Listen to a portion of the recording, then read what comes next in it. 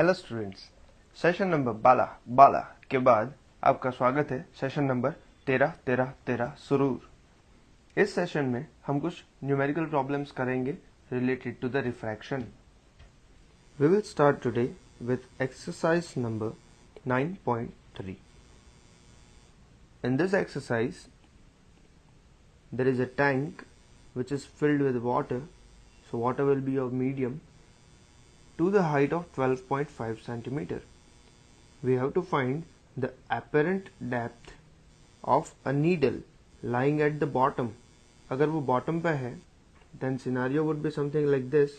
There is a tank like this, and along with tank उसके अंदर water है. So tank की height कितनी है doesn't matter. उसके अंदर पानी कहाँ तक भरा है that is the thing which matters. और उसके बॉटम पार्ट पे यहाँ पर एक नीडल है येलो कलर। अब देखिए उस नीडल को हम एक माइक्रोस्कोप से मेजर करते हैं, ऑब्जर्व करते हैं। सो उस केस में वो हो गया हमारा 9.4 सेंटीमीटर। तो माइक्रोस्कोप ने उसको 9.4 सेंटीमीटर की एपरेंट डेप्थ पे पाया है। So what is the refractive index of water that you have to find out. अब यहाँ पर डायरेक्टली तो नहीं लिख सकते 1.33, so we have to go for the theorem formulas. तो वो जो फॉर्मूले है उससे ये फाइंड आउट करना है। And then if water is replaced by liquid, liquid कोई है नाम नहीं है हमारे पास, लेकिन उसका रिफ्रैक्टिव इंडेक्स दिया है that is 1.63। Up to the same height उसको रख दिया। Okay, so that also will be 12.5 centimetre. So जैसे कि यहाँ पर हम देख सकते हैं कि ये जो ऑब्जेक्ट है उस ऑब्जेक्ट की एक्चुअल डेप्थ अगर देखा जाए तो वो होगी कितनी 12.5 centimetre which is written by h। और वो जो उसका एपरेंट डेप्थ होगा that apparent depth will be written as h dash. अब जब दूसरा लिक्विड हम उसके अंदर भरेंगे then we have to measure that by what distance would the microscope have to be moved to focus the needle again. देखिए microscope जो है वो तो सिर्फ ऐसे ही हमें कंफ्यूज करने के लिए दिया है। बाकी हम ऐसे इसको आसान शब्दों में अगर देखें 3 इडियट्स की तरह तो उसको ऐसे समझ सकते हैं कि नीडल जो है वो यहाँ पर है। अगर मैंने दूसरा रिफ्रैक्टिव इंडेक्स का कोई भी एक लिक्विड इसके अंदर भरा तो वो नीडल कहाँ जाएगी। फॉर एग्जाम्पल एपरेंट डेप्थ उस नीडल की 9.4 सेंटीमीटर के हिसाब से अगर देखें तो वो increment in the refractive index हुआ, सो वो जाएगा थोड़ा सा नीचे। तो ये जो है इसकी इमेज में जितना शिफ्ट हुआ एपरेंट उतना शिफ्ट आपको माइक्रोस्कोप को करना पड़ेगा। So that is the key point of this numerical. So let us solve the exam exercise. हमारा एपरेंट डेप्थ के लिए फॉर्मूला क्या है दैट नीडल की मेजरमेंट जो है वो आउटर मीडियम से हो रही है। Let us say that medium is N1 and जो वाटर है that water medium it is N2। तो सबसे पहले डेटा लिख लेते हैं। When tank is filled with water, उस केस में हमारा डेटा बनेगा दैट रियल डेप्थ जिसको हम h बोलेंगे it is equal to 12.5 centimeter and apparent depth h dash will be equal to 9.4 centimeter. So हमारा आउटपुट बाय इनपुट वाला formula क्या बनेगा। सो फ्रॉम h dash बाय h is equal to image. Observer कहाँ पर है हमारा, कहाँ से वो इमेज को ऑब्जर्व कर रहा है। So that is from the air and divided by N2। Object exactly कहाँ पर है इन एक्चुअल। तो जैसे कि हमें पता है कि refractive index of air it is equal to 1, therefore N2 is equal to N1 h by h dash which is 1 into 12.5 divided by 9.4 and this is going to give us N2 is equal to 1.33 which is refractive index of water. अब tank को fill कर दिया है एक liquid से जिसका refractive index हमारा 1.63 है। So in this case also हमारी रियल डेप्थ जो होगी वो तो वही रहेगी। The only thing that's going to change is what? Apparent depth. तो क्या है output by input? Image by object is equal to image देखने वाला n1 में, ऑब्जेक्ट कहाँ पर है? n2 में, and from this I can have the formula for h dash. सो h dash is equal to क्या बनेगा इस केस में? n1 into h by n2. So by substituting the values we will get h dash is equal to n1 is 1, h is equal to 12.5 and n2 is given 1.63, and that will give me the answer of 7.67 centimeter, which is the apparent depth with liquid. तो अभी क्या हुआ कि हमारी जो image है वो पहले की इमेज से थोड़ी सी ऊपर आ गई, बिकॉज पहले वो सरफेस से 9.4 सेंटीमीटर पे थी, अभी वो 7.67 सेंटीमीटर पर है, because this 9.4 and 7.67 both of the distances are measured from the surface. So by shifting the microscope with the distance of 9.4 minus 7.67, so the distance through which microscope has to be moved equals to 9.4 minus 7.67, which is equal to 1.73 centimeter, and that is our answer. To focus on the needle again. So in this exercise 9.4, figures A and B show refraction of a ray in air incident at 60 degree with the normal to a glass air and water air interface. So angle of incidence is given 60 degree with the normal. You have to be careful that angle वो normal से दिया है या surface या फिर interface, separating interface जो है या फिर separating surface है उससे दिया है, बिकॉज अगर सरफेस से दिया होगा that will be your glancing angle जो हमने रिफ्लेक्शन में देखा था, एंड अगर नॉर्मल से दिया है then it will be your angle of incidence.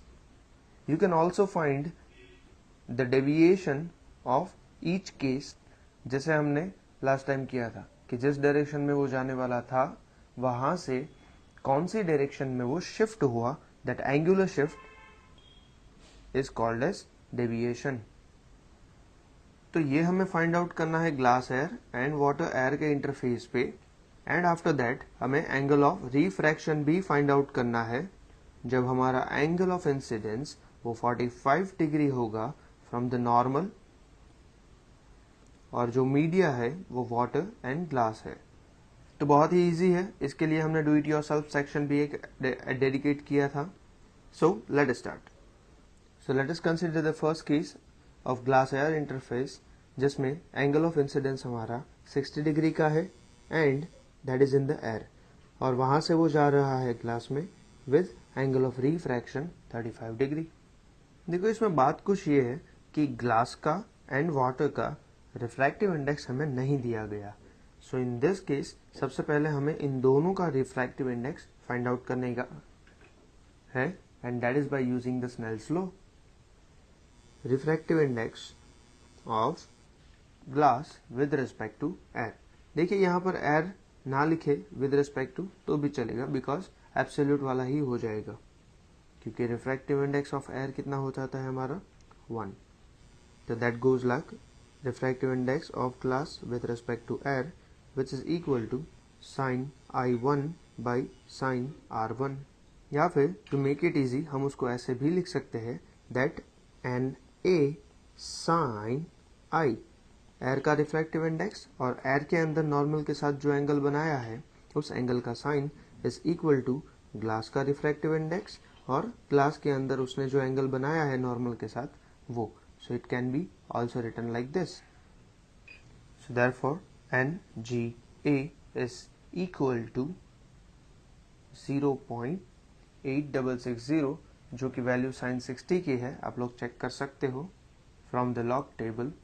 So it is sin 60 divided by sin 41 and that's going to give me 0.8660 divided by 0.5736. So this is the ratio and it is going to give me the answer of 1.51, which is the refractive index of glass with respect to air. Now in the second case, we want to find out the refractive index of water which is used over here with respect to air. Refractive index of water with respect to air. देखिए फिर से with respect to air लिखना ज़रूरी नहीं है, लेकिन हम यहाँ पर लिख रहे हैं. Refractive index of water with respect to air is equal to क्या हो जाएगा हमारे पास sin angle in air divided by sin angle in water. और इनिशियल स्टेज में हम ऐसे भी लिख सकते हैं इसको Ng by Na and Nw by Na. So it is refractive index of water and sine of angle in water is equal to the refractive index of air into sine of angle in air. So now let us quickly find Nwa, which is equal to sine 60 degree divided by sine 47 degrees. So Nwa is equal to, so this is going to be equal to 1.18, which is the refractive index of the water used over here. So in this case we are having 35 degree angle and here we are having 47 degree angle. You change this angle to 35 degree, the value is right only. So in the third case you want to find out the angle of incidence, which is given is 45 degree, and for that we have to find the angle of refraction from water to glass interface. And to find that we will again apply Snell's law. And Snell's law हमारे पास क्या है, that water medium का refractive index and उसके अंदर normal के साथ बनाए हुए angle का sin, and the same way glass का refractive index and उसके अंदर normal के साथ बनाया हुआ angle. So this is angle of incidence and this is angle of refraction. So it is 1.18 divided by 1.51. Remember हमें जो values दी है उसको हम use करें यहाँ पर. And I am following over here the new book 2019-20 edition of NCERT, which is equal to 0.7814. But this is the value of sin R3. We have to find R3. ये याद रखना है क्योंकि कई बार ऐसा होता है कि आप लोग R3 की वैल्यू के बजाय sin R3 की वैल्यू फाइंड आउट करके ही नेक्स्ट क्वेश्चन पे जंप कर देते हो. So the answer is 51.39 degree, और I can write 51 degree 23 minute and 24 seconds. So that is the answer for this numerical. So next exercise is exercise 9.16. In this exercise, a small pin which is fixed on the tabletop and it is viewed from the above from a distance of 50 centimeter. By what distance would the pin appear to be raised if? So कितना वो raised appear होगा if it is viewed from the same point that is at the distance 50 centimeter. अगर वही 50 centimeter से वो उसको फिर से देखा जाए through a 15 centimeter thick glass slab which is held parallel to the table, and refractive index of the glass is 1.5, and at last you have to tell कि ये जो आंसर आपका है does the answer depend on the location of the slab. आप slab को कहाँ पर रखते हो, उस लोकेशन पे क्या ये आंसर डिपेंड करता है या नहीं करता है. लेट अस से इस तरह टेबल टॉप के ऊपर एक पिन है और आप लोग उसको देख रहे हो यहाँ से, और ये जो डिस्टेंस है that is how much 50 centimetre. So let us first make the list. Length from which you are measuring it is 50 centimetre. Thickness of the glass slab that is 15 centimeter. Refractive index of the glass it is 1.5, and we want to find out the shift. It is also called as apparent shift. इसका एक formula मैंने आप लोगों को पिछले session में बताया था. सो जैसे ही हम यहाँ पर बीच में किसी भी पॉइंट पे ग्लास स्लैब को इंट्रोड्यूस करेंगे, व्हाट विल हैपन कि ये नॉर्मल व्यू अपना हुआ, और नॉर्मल व्यू की वजह से जो भी डिस्टेंस वो कवर करने वाला था इन एयर, उसमें से ये थिकनेस के जितना डिस्टेंस उसने ग्लास स्लैब के अंदर कवर किया. So glass is a denser medium than air. So in that case क्या होगा, उसके अंदर जो लाइट जाएगी उस लाइट की speed will be slower then the speed of light in air और vacuum. So distance through which the pin appears to be raised is, it is the formula for the normal shift, d is equal to t into 1 minus 1 upon n. देखिए अगर देखा जाए so this n is n to 1, वो ऐसे होगा, या फिर उसको हम n1 by n2 भी लिख सकते हैं. जैसे कि यहाँ पर हमारे पास बाहर का दूसरा मीडियम जो है वो एयर है, और एयर के लिए n1 हमारा 1 हो जाएगा. दैट्स वाई हमने यहाँ पर 1 लिखा है. बाकी यहाँ पर जो भी एयर के अलावा कोई भी मीडियम होगा तो वो यहाँ पर आएगा. So remember this, it is 1 minus 1 upon n to 1. So 15 into 1 minus 1 upon 1.5, and the answer is 5 centimeter. So that normally this pin जो कि यहाँ पर है वो 5 सेंटीमीटर का शिफ्ट होगा उसमें. And as you are watching from rare medium, ये पिन जो है वो हमें थोड़ी 5 सेंटीमीटर यहाँ ऊपर दिखेगी. That's 5 centimetre. And this result is independent of slab की पोजीशन, क्योंकि स्लैब कहीं पे भी रखो थिकनेस जो है वही सेम है, and is going to remain same. तो बाकी रहा डी, एंड डी तो हमें फाइंड आउट करना है.